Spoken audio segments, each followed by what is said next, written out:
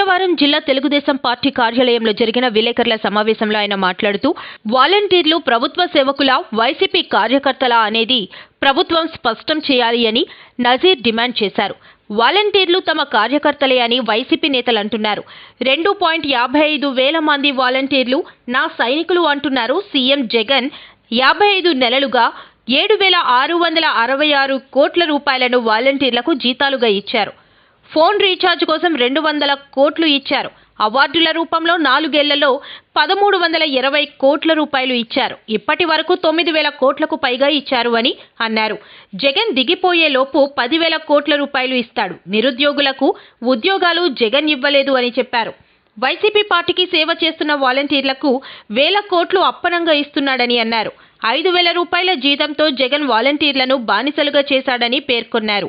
ఈ సమావేశంలో రాష్ట్ర ముస్లిం కమిటీ ఉపాధ్యక్షులు Abdul Chinnar Rehman, parliament Muslim committee ప్రధాన కార్యదర్శి Mohammed Ghouse, parliament Christian committee ప్రధాన కార్యదర్శి చిన్ని తదితరులు పాల్గొన్నారు. వాలంటీర్లు స్వచ్ఛంద సేవకులు కాదు, మా కార్యకర్తలే అని స్వయంగా ఆ పార్టీ వాళ్ళు ఒప్పుకున్న వాళ్ళకి ప్రజాధనం 9,233.88 కోట్లు ఖర్చు పెట్టారు ఇప్పుడు దాకా.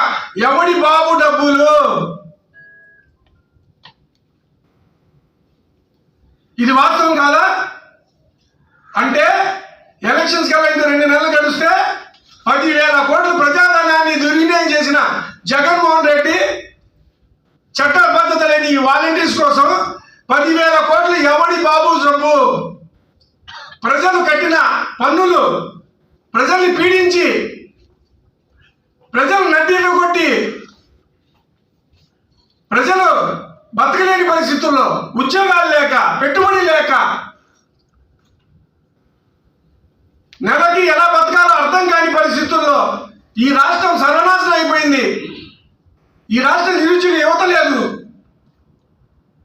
సంవత్సరానికి కొన్ని లక్షల మంది ఇంజనీర్లు అయ్యి వస్తున్నారు, ఎంబీఏలు చదువుతున్నారు, పోస్ట్ గ్రాడ్యుయేట్ చదువుతున్నారు, డిగ్రీలు చదువుతున్నారు. ఒక్కడికి ఒక ప్రభుత్వ ఉద్యోగం లేని అసమర్థ ముఖ్యమంత్రి, అసమర్థ ప్రభుత్వం. ఎక్కడైనా సరే, ఏ కాలేజీకి అయినా సరే క్యాంపస్ ఇంటర్వ్యూలు లేవు.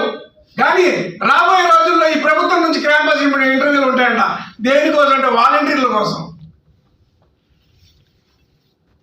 జగన్మోహన్ రెడ్డి కొత్తది చేయబోతున్నాడు రాబోయే రోజుల్లో.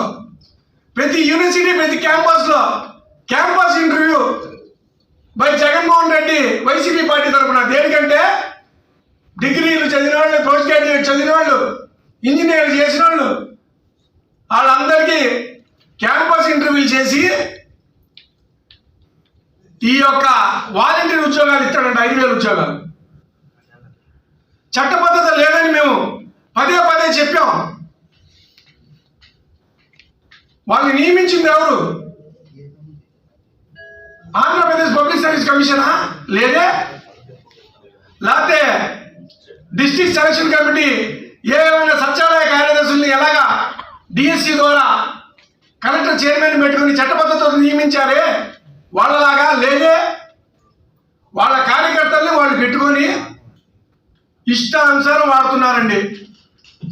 వీళ్ళు స్వచ్ఛంద సేవకులా? నేను వాలంటీర్లు కూడా అడుగుతున్నా. పాపం యువతులు వాళ్ళ జీవితాన్ని వాళ్ళు నాశనం చేసుకుంటున్నారు. మీ చదివిన చదువులేంటి?